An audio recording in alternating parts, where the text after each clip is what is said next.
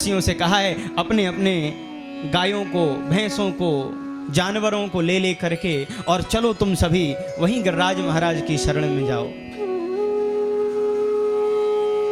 तब तो बंधुओं भगवान की आज्ञा प्राप्त करते ही जितने भी ब्रजवासी थे सभी महाराज श्री ठाकुर जी के साथ में, नंद बाबा यशोदा मैया के साथ में गिरिराज पर्वत के समीप आ गए हैं। भगवान ने कहा तुम सभी नेत्र बंद करके देवता का ध्यान करो। जब सभी ने नेत्र बंद करके ध्यान किया है, सबके देखते देखते बंधुओं श्री ठाकुर जी ने उस 7 कोस के गिरिराज पर्वत को उठा करके अपनी कन्नी उंगली पर धारण कर लिया। बोले गिरवरधारी भगवान की जय, गोवर्धन नाथ की जय जय श्री राधे। एक शिला पर चढ़ गए हैं गोविंद और गिरिराज जी को अपनी कन्नी उंगली के नख पर धारण कर लिया है। सभी ब्रजवासियों से कहा, बोले आओ ब्रजवासियों मेरी शरण में आ जाओ, गिरिराज की छत्र छाया में आ जाओ। भगवान की आज्ञा प्राप्त करते ही बंधुओं सारे के सारे ब्रजवासी गिरिराज जी की शरण में आ गए हैं। सबने आकर के अपनी अपनी लखुटिया लगा दी है, अपनी अपनी लाठियों को टिका दिया। बोले कन्हैया चिंता मत करियो लाला, हमने वो अपनी अपनी लाठियां टिका रखी हैं। बहुत देर हो गया ठाकुर जी ने गिरिराज पर्वत को धारण किया हुआ था। ग्वाल वालों ने कहा, बोले लाला निक देर के ताई अपनो हाथ नीचे कर दे, तो को कहा लग रहा हो कि तेने गिरिराज धारण कर रहा किए। अरे हम सबन ने मिलकर के गिरिराज को धारण किया, तो इस भ्रम में मत रहना तूने अकेले धारण किया है। सब ने जिद किया, भगवान ने जो थोड़े देर के लिए अपना हाथ हटाया, सबकी लाठियां बंधुओं चट चट करके चटकने लगी। अरे कन्हैया बचाइयो, अरे लाला बचाइयो। भगवान ने तुरंत पुनः अपने हाथों को लगा लिया है। ब्रजवासी कहवे लग गए, बोले लाला तेरे अंदर इतना बल कहां से आया? ठाकुर जी से पूछने लग गए कि तुम्हारे अंदर इतना बल कहां से आया? उनके पूछने पर श्री ठाकुर जी ने कहा कि कछु माखन को बल बढ़्यो, कछु गोपन करी सहाय, श्री राधा जू के कृपाते मैंने गिरिवर लियो उठाए।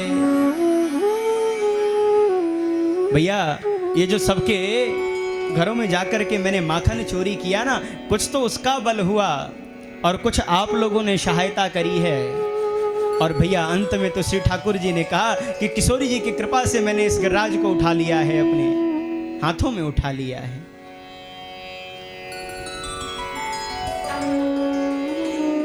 राधा रानी की सखियों ने कहा, बोले कन्हैया ये मत समझना कि तुमने गिरिराज को उठा रखा है। क्यों? सब देख रहे हैं मैंने गिरिराज उठाया है। बोले ये सबका और आपका भ्रम है कि आपने गिरिराज उठाया है, तो फिर किसने उठाया है गिरिराज? बोले आप देख रहे हैं हमारी राधा रानी जो हैं उनकी बाईं भौहें थोड़ी सी चढ़ी हुई हैं। बोले हाँ वो तो दिख रहा है, इसका क्या अर्थ है? बोले श्री राधा ने गिरिवर समेत लियो धार बाईं भौहन की कोर पर। राधा रानी ने तुम्हारे समेत इस गिरिराज पर्वत को अपनी बाईं भौहों की कोर पर उठा रखा है। इस भ्रम में मत रखना कि तुमने गिरिराज को उठाया है, वो तो उनकी कृपा है जो तुमने गिरिराज को उठा रखा है। लीला तो सारी वो करती हैं लेकिन पात्र तुमको बना देती हैं, अभिनय केवल तुम करते हो। एक बार कहिए राधे राधे राधे राधे। 7 दिन बीता है बंधुओं। श्री ठाकुर जी ने सुदर्शन चक्र को आदेश दिया, जितना भी जल ब्रजमंडल में गिर रहा है सबको सोख लो, एकत्रित करके एक स्थान पर करो। वासुकी नाग कुंडली मार करके बैठ गए ब्रज के चारों ओर, और अगस्त ऋषि अंजलि मार करके बैठे हैं। जो जल निकल रहा है सारे जल को पान कर जा रहे हैं। 7 दिनों बाद इंद्र ने कहा जाकर के देखो जरा, सबकी अकल ठिकाने पर आ गई होगी। बंधुओं, जब 7 दिनों के बाद में श्री गिरिराज जी के तलहटी में वो गण देखने के लिए आए हैं, तो क्या देखते हैं? ब्रज में तो धूल उड़ रही है। ठाकुर जी की कृपा से ब्रज में धूल उड़ रही है। बंधुओं, इंद्र से जाकर के जब कहा कि ब्रज में धूल उड़ रही है, इंद्र ने अनेक प्रयास कर लिए, लेकिन ब्रजवासियों को चोट नहीं पहुंचा पाए। तब तो बंधुओं, जब 7 दिन बीता है, श्री ठाकुर जी ने देखा कि चारों ओर सूखा हो गया है। सभी ब्रजवासियों से कहा, आप सभी निकल जाइए। और भगवान अपि तत्शैलम स्वस्थाने पूर्ववत प्रभु, भगवान ने गिरिराज जी को पुनः उनके स्थान पर विराजमान किया है और सबसे प्रणाम करके श्री ठाकुर जी ने सबको भेज दिया है वहां से। इंद्र ने देखा हमसे अपराध हो गया है, ब्रह्मा जी के पास गया, कोई उपाय बताइए जिससे मैं भगवान को मना सकूं, जिससे मैं भगवान को मना सकूं। ब्रह्मा जी ने कहा, अगर कोई आपसे रूठ जाए, आप भी जरा ध्यान से श्रवण करिएगा, अगर कोई रूठ जाए तो उसे कैसे मनाना चाहिए। ब्रह्मा जी बता रहे हैं, अगर कोई आपसे रूठ जाए तो उस व्यक्ति की जो प्रिय वस्तु है उसे लेकर के जाइए, वो जरूर प्रसन्न हो जाएगा। तो गोविंद आपसे रूठे हैं, लेकिन इको बढ़ा दियो भैया, हल्को से इको डाल दियो। गोविंद आपसे रूठे हैं, तो गोविंद की तो सबसे प्यारी कौन है? गैया मैया। तो एक काम करो, उनके लिए गैया को लेकर के जाओ। जब गैया को लेके जाओगे ना, थोड़ा सा कम करो।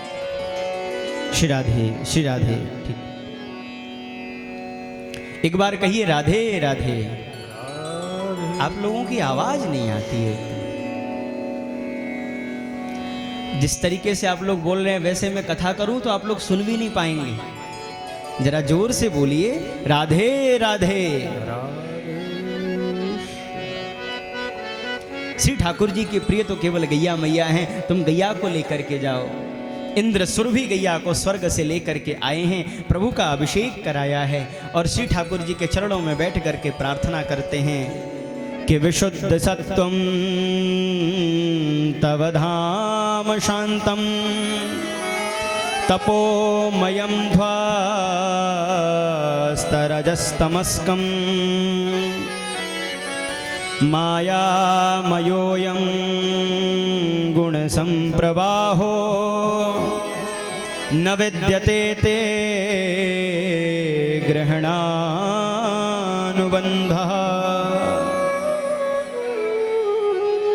बोले प्रभु हमको क्षमा कर दीजिए, हमने आपको साधारण बालक समझ लिया था, हमको क्षमा करें। भगवान ने उनको क्षमा कर दिया।